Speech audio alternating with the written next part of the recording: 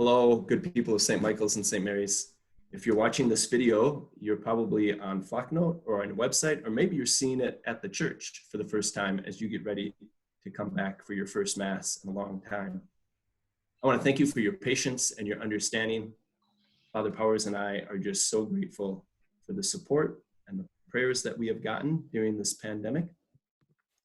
What I want to share with you, along with a couple of volunteers from our parishes, is the protocol that we have established along with the Archbishop for what things will look like as you come back to Mass. And so I've invited a trustee from St. Michael's, Margaret Smith, and a parish council member and a volunteer from St. Mary's, Charlie Andrews. But before I let them talk, I'm going to share with you some of the main things to highlight. First of all, you've probably seen on the news that our capacity for these Masses is 25%. That means 135 people at St. Michael's and 85 people at St. Mary's. And if you should happen to come to a Mass that fills up, I want you to maybe remember a couple things. First of all, there's a dispensation for Sunday Mass, so nobody is obligated to come to Mass. So I guess if you're debating whether you should come, maybe you're thinking it's not quite safe to come back yet, then you have my support and the support of the Archbishop to stay safe at home. It's always going to be safer to stay at home than to come out, even with all the efforts we're making. The other thing I'd ask is if you do get turned away by a volunteer, act with charity towards that volunteer who's giving of his or her time. Hopefully that would be a stance we can all take during this strange time. A few other key things from the Archbishop that I think are some of the more sensitive items. And he was very clear. We had a big Zoom with the Archbishop on last Friday, 150 priests and the bishops. And he emphasized a few things. He is strongly encouraging that everyone wear face masks. So strongly encouraged. There might be an exception, but he's strongly encouraging that. He strongly recommends that we receive communion in the hand. I know that'll be hard for many, but again, that's the Archbishop's recommendation. Communion will look different at these Masses. We will actually end Mass and then have communion. So the priest will receive, and then I will go take my chasuble off, I'll wash my hands, I'll put my mask on, and come and give to the people. And part of that purpose is you are encouraged to leave right after you receive. Now, I know a lot of us like to pray a prayer of thanksgiving, and we should do that right after we receive. But we're going to ask that you do that in your cars during this strange time. What else does the Archbishop recommend? He recommends that if you're 65 or older or of high risk, he strongly encourages you to stay home. And that might be the hardest one to hear. So I guess know of that pains Father Powers and me, that we have to make that recommendation from the Archbishop. But again, we're just trying to reduce the risk. Lastly, I mentioned volunteers. During this time, we're going to need 8 volunteers at every single Mass. It might not sound like a lot, but we have 18 Masses every week. And so that's about 150 volunteers a week. So if you haven't yet, I encourage you to sign up for a Mass, maybe a Mass a week, where you can help direct people, help sanitize after Mass. For more information on that, you can sign up on Flocknote, Facebook, our website. If you're having trouble finding that Sign Up Genius, Flo Harris is coordinating that for both parishes. You can contact her at St. Mary's. So with that, I'm going to let Margaret and Charlie share with you a little bit about how things are going to look from the pew. Thank you, Father. Charlie and I want to share the other guidelines about re-entry into this beautiful sanctuary. Speaking of which, I'd really like to thank the committee that worked so hard to coordinate the renovation at St. Michael's. The designers and contractors that did such a beautiful job. Father Eisen and Father Powers for guiding this project with care and through a reverent lens, and all of you for giving so generously to make this a reality. It's absolutely breathtaking. Well, this is a moment we've waited for patiently, painfully, and joyously. We've been blessed with priests that gave us so many options to keep the faith alive. From drive-through confessions in the pelting snow and rain to carside blessings and Eucharistic adoration in ways we never imagined. We are so fortunate. This has challenged all of us, but it also has strengthened our faith and something I will never take for granted again. I may even spring out of bed a little bit faster on Sunday morning and not groan that I have to go to Mass. I will definitely look forward to it in the future. So Charlie, I think you have a few things that you wanted to say as we start. Yes. Yeah. Thanks, Margaret. First off, we at St. Mary's were just extremely grateful for our space to be the location for Eucharistic adoration. We as a community are blessed with a faith with faithful adorers and a perfect location to present our Lord in a very personal way. Even though we are back in church, things are going to look a little bit different. First thing to consider, if you are sick or feeling a little bit under the weather, please prayerfully consider as you make your decision to join us in church. And remember, as Father said, you are granted a dispensation, and Mass is still being offered online as well as on the Valley Access channel. We must maintain the 6 feet of personal distancing recommendation between families. 6 feet isn't a magic number. It's scientifically proven that those are dangerous particles that can travel when we just move.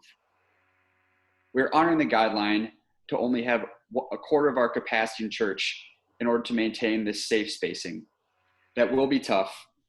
And as Father mentioned, some people will be turned away, which isn't ideal and will feel really bad, especially for the people at the volunteers at the door telling you that you're not able to attend. And again, as Father mentioned, if you are one of those people, please act in charity. Don't take it out on them. Please understand they're volunteering their time, and most importantly, they're volunteering as well to help not spread even more this virus that is spreading contagiously. Margaret, I'll pass it over to you to keep us going. Okay, and I get the wonderful job of telling you about the bathrooms.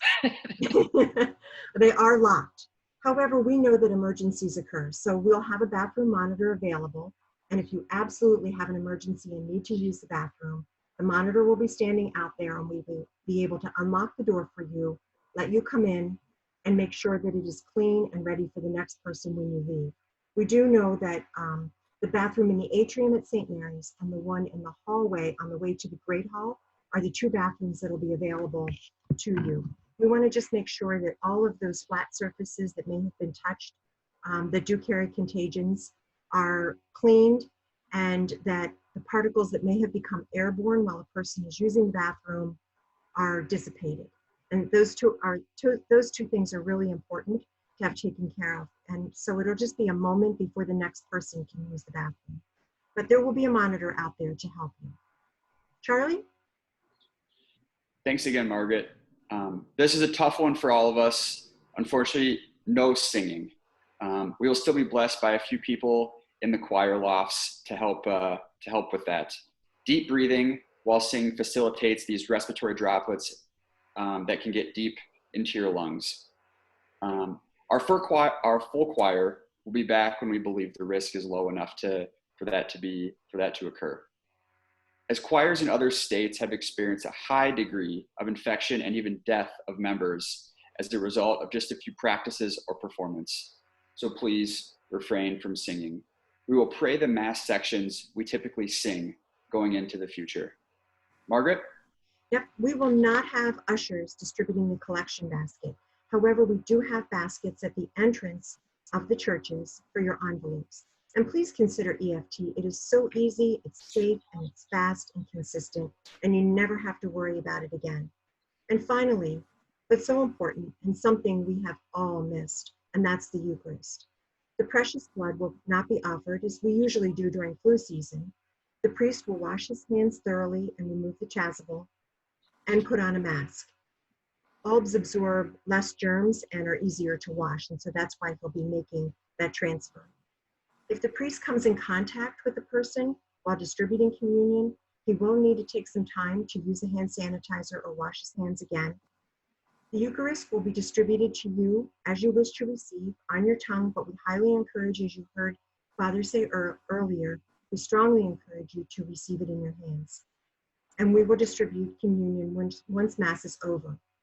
At St. Mary's, it will be on the side of the Sacred Heart, and on St. Michael's, it'll be at the atrium entrance by St. Joseph. This allows you to just leave the church and not return to your seat. If you feel uncomfortable taking communion, you're always welcome to remain safely in your pew and wait to leave the church until everyone else is out and communion has been fully distributed. Once you have received communion, please just leave the church and do not return to your pew. You can go out in your car, you can stand in the parking lot and pray your prayer of thanksgiving. We know how important that is to you.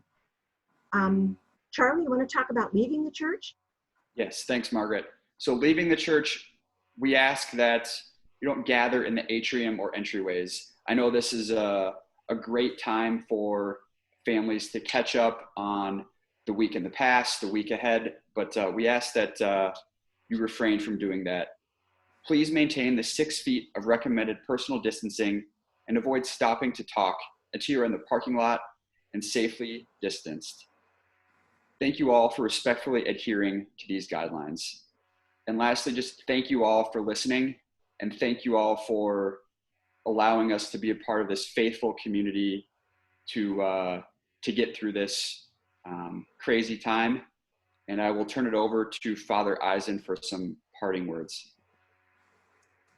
Thank you, Charlie and Margaret. Appreciate your efforts to help explain this to people. Maybe one thing, maybe one of us said it, but the protocol that we got from the Archdiocese is a 7-page document, and that's available on our website and on Flocknote. So we're just giving you like the most important parts of that. There's a lot of detail there. So I encourage you to look for that and read it. And I thank you for your patience and your understanding. I know it feels like we're sacrificing a lot, but I encourage us to focus on what we've been given. This is kind of advice that I've given in spiritual direction for years, that rather than focusing on what we can't do, focus on what we can do. And we can all still pray. We can all remind ourselves that we've been blessed with a beautiful faith and that we have Jesus Christ who loves every single one of us. So we give thanks for that and the support of family and friends and parishioners as we work together to limit the risk and, God willing, stay healthy. So may God bless you and your families, and I hope to see you soon.